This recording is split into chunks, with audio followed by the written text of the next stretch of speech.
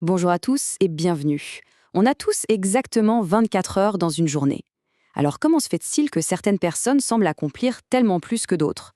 Aujourd'hui, on s'attaque à ce grand mystère, la maîtrise de notre temps.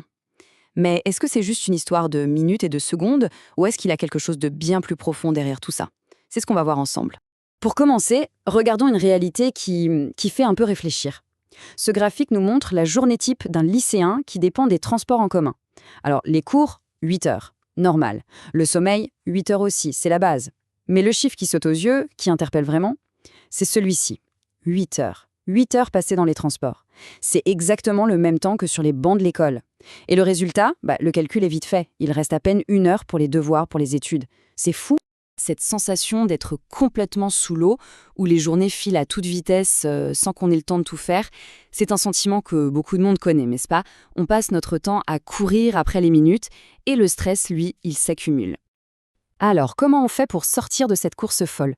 Eh bien, voilà notre plan de match. On va d'abord s'attaquer aux problèmes de fond, puis on découvrira la puissance d'une bonne planification. Ensuite, on va s'équiper d'un outil redoutable, la matrice d'Eisenhower, avant d'identifier et de neutraliser ce qu'on appelle les voleurs de temps. Et pour finir, on reliera tout ça à l'essentiel, notre vision personnelle de la vie. Allez, on attaque avec la première étape. Et honnêtement, c'est sans doute la plus cruciale de toutes. Parce qu'avant même de parler d'outils ou de techniques, tout part d'un déclic, d'un changement dans notre façon de penser, dans notre façon de voir et de valoriser le temps. Cette phrase, elle résume absolument tout. On peut perdre de l'argent et puis en regagner. On peut casser un objet et le remplacer. Mais 1 heure qui s'est écoulée, elle est partie. Pour de bon, c'est la seule et unique ressource qui file entre nos doigts et qui ne revient jamais. Et c'est là qu'on arrive au cœur du sujet. En fait, la gestion du temps, ce n'est rien d'autre qu'une gestion de nos priorités.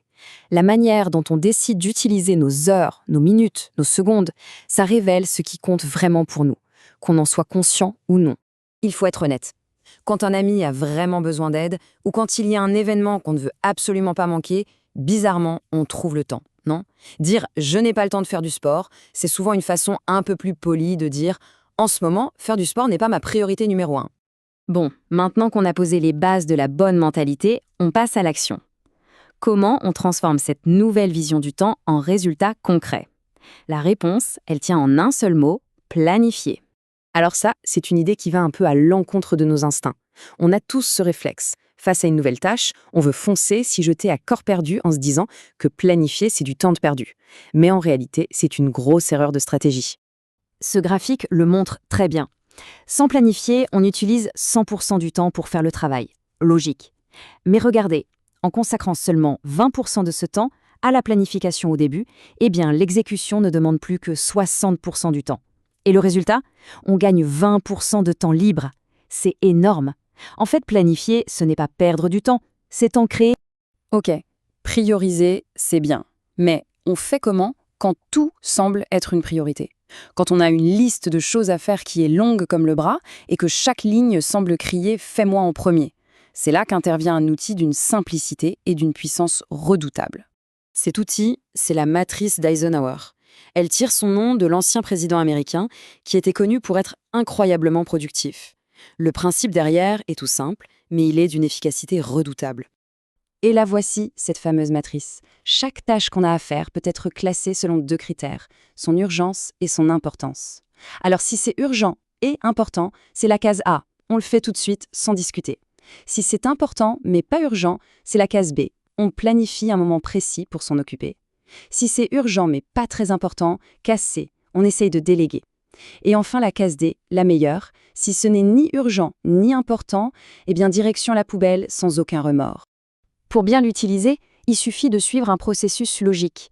D'abord, on clarifie nos objectifs. Ensuite, on liste absolument toutes les tâches à accomplir.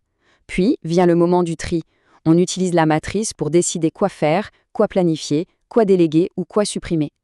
Et enfin, on passe à l'organisation pratique. On estime le temps nécessaire pour chaque tâche et on fixe une date limite.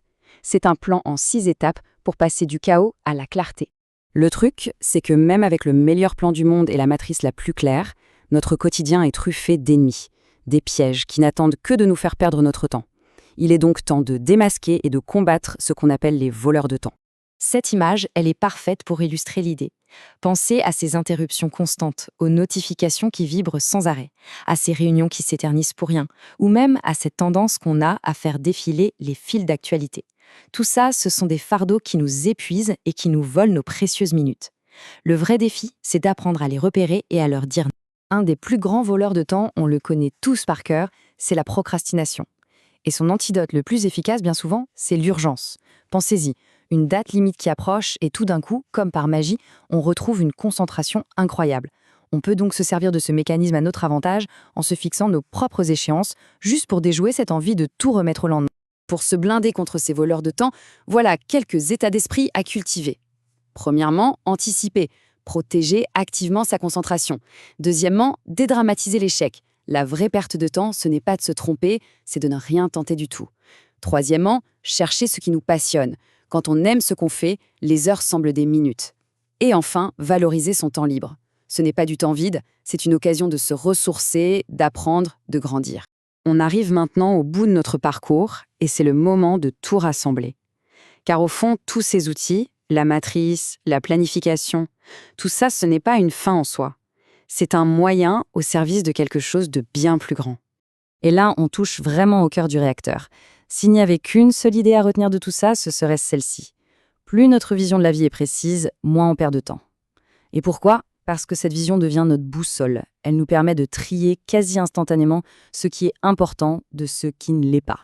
Au final, maîtriser son temps, ce n'est pas devenir un robot obsédé par les plannings et les agendas. Non, c'est une question d'alignement. Il s'agit d'aligner nos actions de tous les jours avec la vision à long terme qu'on a pour sa propre vie. C'est ça qui donne un sens à nos efforts et qui rend le gaspillage de temps presque intolérable. Alors, pour terminer, une simple question à se poser. En pensant à une journée type, quelle est la seule chose, la seule habitude qu'il serait possible d'arrêter, là, dès aujourd'hui, pour récupérer un peu de ce temps si précieux ? Le vrai changement, il commence souvent par cette simple décision.